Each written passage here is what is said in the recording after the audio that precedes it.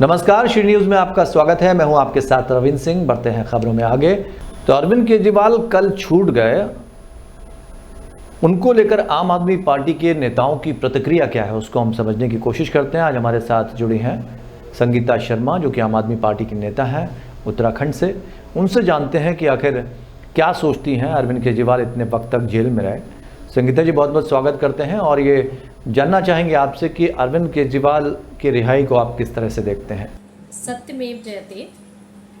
माननीय अरविंद केजरीवाल जी दिल्ली के मुख्यमंत्री, आम आदमी पार्टी के राष्ट्रीय संयोजक जेल से बाहर आ गए हैं। तो बाबा साहब के संविधान की ताकत की वजह से आज वो बाहर हैं। मैं हमेशा एक बात कहती हूँ कि सत्य परेशान हो सकता है, पराजित नहीं हो सकता। और आज एक बार फिर ये सिद्ध हो गया कि सत्य परेशान है, पराजित नहीं। और अरविंद जी बाहर हैं। ये आम आदमी पार्टी के लिए, देश के लिए एक बहुत बड़ा दिन है। बिल्कुल ठीक है। जैसे कि अब मान लीजिए अरविंद केजरीवाल जेल से बाहर आ गए हैं, सशर्त जमानत पर बाहर आए हैं। क्या आपको लगता है कि उनके बाहर निकलने के बाद अब जो हरियाणा के चुनाव हैं वो प्रभावित होंगे, वहाँ पर आम आदमी पार्टी और दमखम के साथ उतरेगी?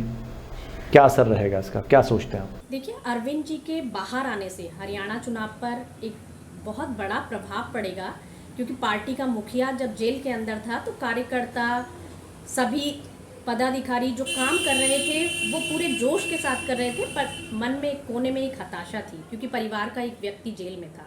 अब वो बाहर आ चुका है तो वो ऊर्जा दुगनी हो चुकी है, वो ताकत दुगनी हो चुकी है। और अरविंद जी जब आप हरियाणा जाएंगे और वहाँ के लोगों से मिलेंगे, वहाँ की जनता के बीच जाएंगे, तो इसका प्रभाव आपको देखने को मिलेगा। और जब वो परिणाम आएंगे तो उन परिणामों में ये स्वतः नजर आएगा कि अरविंद जी के बाहर आने से हरियाणा के चुनाव पर क्या प्रभाव पड़ा। जी संगीता जी, बहुत बहुत शुक्रिया हमारे साथ जुड़ने के लिए। और आगे भी जुड़ेंगे तो कुछ और विचार भी आपके जानेंगे, क्योंकि अब तो चुनावी प्रक्रिया शुरू हो चुकी है। फिलहाल बहुत बहुत शुक्रिया। वाराणसी पहुंचे बिहार के डिप्टी सीएम विजय कुमार सिन्हा की। विजय कुमार सिन्हा ने बड़ा बयान दिया है। उन्होंने तेजस्वी यादव और राहुल गांधी को लेकर जुबानी हमला बोला है। वहीं डिप्टी सीएम विजय कुमार सिन्हा ने मीडिया से एक सवाल के जवाब में कहा कि तेजस्वी यादव और राहुल गांधी सोने के चम्मच लेकर उन्होंने जन्म लिया है। एक राजद के जंगल राज के युवराज हैं तो दूसरा भ्रष्टाचारी के युवराज। ये दोनों का चरित्र एक समान है। इस चार्टर्ड विमान पर बर्थडे मनाने वाले लोग हैं। वहीं उन्होंने कहा कि इनके पिता अपने पुत्रों के भविष्य संवारने के लिए जनता की गाढ़ी कमाई लूटकर जानवरों को चारा तक खिला दिया।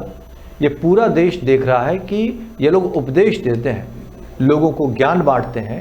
ये लोग सदन में खेला खेलने चले थे, वहाँ झमेला पड़ गया। वहीं बिहार के डिप्टी सीएम विजय कुमार सिन्हा ने कहा कि तेजस्वी यादव और राहुल गांधी अपने क्षेत्र के असफल व्यक्तियों में से एक हैं। इन पर लोगों को भरोसा ही नहीं है। कैबिनेट मंत्री संजय निषाद शुक्रवार को बागपत पहुंचे, जहां उन्होंने निषाद और बीजेपी पार्टी के कार्यकर्ताओं और पदाधिकारियों के साथ एक बैठक की, जिसके बाद पत्रकारों के एक सवाल के जवाब में उन्होंने अखिलेश यादव पर निशाना साधा और कहा कि जो माफिया के कब्रिस्तान पर जाकर फातिया पढ़ता हो तो मठ और मंदिर पर वो क्या कहेगा। एक विशेष वर्ग को खुश करने के लिए गोली चलवाई थी। मंदिर के नाम पर विशेष वर्ग खुश हो जाए और उसके लिए वो किसी भी हद तक जाए, ये नतीजा है। अगर कोई भी अपराधी सरकारी जमीन पर कब्जा करके बैठा हुआ है तो हर हाल में उससे जमीन खाली करवाई जाएगी। मठ और माफिया कैसे देखते हैं आप इसको? जो माफिया के कब्रिस्तान पर जाके फातिया पढ़ता तो वो मठ मंदिर के बारे में क्या सब कहेगा। एक विशेष वर्ग को खुश करने के लिए, इनके पिताजी थे तो गोली चलाए थे मंदिर के नाम पर, और एक विशेष वर्ग खुश हो जाए बेस वोट, उसके लिए वो किसी भी हद तक जाने। और नतीजा है कि 90% लोग भारत में भारतीय संस्कृति के मतलब मानने वाले लोग हैं। उसी का नतीजा है 2014 से लगातार समाजवादी पार्टी बाहर जा रही है, क्योंकि वो एक वोट को खुश रहे, बाकी ना खुश कर रहे हैं। खबर यूपी के बलिया से है, जहां बलिया जनपद के बैरिया के रानीगंज में Indian school of children intermediate college में हिंदी दिवस पर भव्य कवि कुंभ सम्मेलन का आयोजन किया गया है। इस अवसर पर मुख्य अतिथि के रूप में पीजी कॉलेज के पूर्व अध्यापक और सुदिष्ट पूरी विभूति नारायण शामिल रहे। वहीं कार्यक्रम में गीत संगीत, काव्य पाठ, वाद विवाद प्रतियोगिता, निबंध प्रतियोगिता का भी आयोजन किया गया। प्रयागराज के civil lines hotel Ajay international के सामने कार एसी की गैराज में एक स्कॉर्पियो का बोनट खोलने पर उसमें एक अजगर निकला, जिसे देखते ही वहां अफरा तफरी मच गई। प्रत्यक्षदर्शी मिस्त्री इमरान के मुताबिक तत्पश्चात स्कॉर्पियो मालिक को 112 पर सूचना देनी पड़ी, जिसके बाद रेस्क्यू टीम तत्काल मौके पर पहुंची और अजगर को रेस्क्यू कर अपने साथ सुरक्षित स्थान पर छोड़ने लगे। और सबसे पहले बात करते हैं वाराणसी की। वाराणसी में पूर्व मुख्यमंत्री अखिलेश यादव का पुतला फूंका गया। दरअसल पूर्व मुख्यमंत्री अखिलेश यादव ने सीएम योगी को लेकर भड़काऊ बयान दिया था, जिसको लेकर भाजपा कार्यकर्ताओं ने पुतला फूंका है। आपको बता दें कि अखिलेश यादव ने योगी आदित्यनाथ को कहा कि मठाधीश और माफिया में कोई ज्यादा फर्क नहीं होता है। इसको लेकर सियासी गलियारा गर्मा गया है। वहीं संतों द्वारा भी इस बयान का विरोध सामने आ रहा है।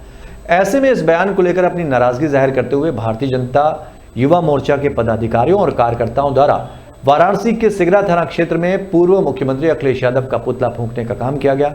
वहीं इस संबंध में बात करते हुए भारतीय जनता युवा मोर्चा के महानगर मंत्री श्रीपति मिश्रा ने कहा कि पूर्व मुख्यमंत्री अखिलेश यादव का पुतला फूंका गया है। जिस प्रकार अखिलेश यादव ने संतों को मठों में रहने वाले पीठाधीश्वर का अपमान किया और जो संत अपना जीवन देते हैं उस संत को गाली देने का काम किया है, उस मठ को गाली देने का काम किया है। वहीं उन्होंने चेतावनी भी दी कि अगर हिंदू धर्म सनातन संस्कृति पर अखिलेश यादव का ऐसा ही प्रहार होगा तो सभी युवा अपने संतों सनातन संस्कृति के लिए इससे भी आगे जाकर उनका विरोध करने का काम करेंगे।